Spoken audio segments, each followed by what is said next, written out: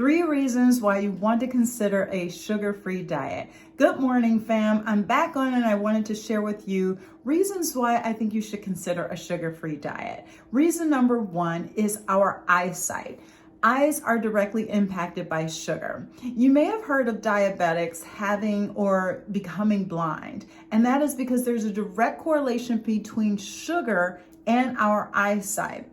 It's actually called diabetic retinopathy, and that is the destruction of the retina. So if we have too much sugar in our bodies, because they have that direct correlation between our sugar and eyesight, we can start to experience blurriness, diminished eyesight. So if you're challenged with, all of a sudden needing your readers for everything, you went to the doctor and your eyesight is getting worse, you may want to evaluate if you have too much sugar in your diet. Reason number 2 is our kidneys have to work overtime. Our kidneys are getting hammered because they do not have, they're so busy trying to process out the sugar, they can't function and do what they're supposed to do. So they are supposed to filter out the negative things in our body. But imagine if we kept putting all this sugar on top of it, it makes it harder for it to do its normal job. The third reason I want to talk about is energy levels. We have diminished energy levels if we have too much sugar in our diet. And that is because we have 2 sources of fuel in our diet, or I should say in our bodies. And those 2 sources include sugar and fat. Sugar, view it as a AA battery, and fat, view it as a carb battery. If your body continues to just eat off of this small amount of sugar, and they say it's about 1,700 calories of sugar fuel on average for a human being. If our body is just trying to eat off this little source of fuel, it's not going to have enough energy because there's just not enough good energy there. But if our body is feeding off of this huge carb battery, which is fat, it has more than enough energy to pull off of, to fuel itself. And so that's why you've heard about diets like the keto diet and this sugar-free concept, because when you go this way, it enables you to remove that little small battery and the body can tap right into that big carb battery and really start to get the fuel it needs on a regular basis. And what also happens, and what it is we want, is that it starts to cut away and eat away at the fat. See, when you were just doing that AA battery, it's eating away at it every day and you have to put more sugar and more sugar. It's not enough to fuel it. But with this, it starts to eat off of that fat. And that's what we want, so that we can really start to see progress in our bodies. Now, here's what I want you to do if you're considering a sugar diet, sugar fast, however you want to look at it. Start to look at the labels. Go to the food stores, actually just look in your house and look at the labels where it says ingredients. And if it says total sugars added, remove it from your diet. If it says total sugars added, remove it from your diet.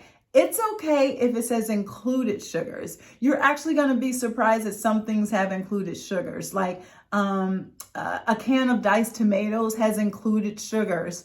But if it's added sugars, like tomato sauce, you'd be surprised. Tomato sauce has added sugar. Some milk has added sugar. Yogurts have plenty of added sugar. You have to be careful of that. Remove it from the diet. Now, you're okay to eat as much fruits and vegetables as you want. Eat as much fruits and vegetables as you want. We'll talk a little bit more about that later, but the concept is get out of eating those processed sugars. Here's the other thing. Don't worry about this for this round, but you do want to start to be aware of ingredients that says anything that includes OSC at the end. Oats, sucrose, fructose, you don't want that. Or anything that says all. Erythritol, it's a man-made sugar substitute as well. You don't want to consume that either. There are some other hidden sugar substitutes that we have to be aware of. Talk a little bit more about that later. Stevia is okay with balance, but you really want to get into the habit of focusing on what's in those ingredients. And here's what's going to start to happen. you will realize that you're not so focused on eating processed foods because you're naturally switching to those natural foods. And what I noticed is that I no longer need to consume all these supplements. I mean, I was consuming vitamin A, B, C, D, E, and then other supplements to try to get all of those needs that I should be getting from food anyway. Here's the other thing that I noticed is I monitor my calories using MyFitnessPal. And I am actually struggling to get to my target number of calories every day. This is another topic, but if you're interested in losing weight, one thing you can start to do is cut back on your calories. So if you have a regular caloric intake of about 2,000 calories, which may be average for women, you want to reduce that by 200 to 300 calories per day to start to notice some weight loss. I digress, but I'm noticing that my caloric intake is about 1,700, about 1,750 per day. It's hard for me to get there because I'm eating all these healthy foods and I'm feeling fuller. So it's just like a double way of getting at it. There's a better way of saying that, but a good way of getting all the nutrients that your body needs without worrying about, oh my God, am I going to go over my calories? And so we'll talk about that another time. Right now, all I want you to do is start to be label conscious and focus on if there is added sugar, alcohol sugars, don't consume it at this point. All right. That's what I have for you today. I want you to live a healthy and fruitful life. Take care.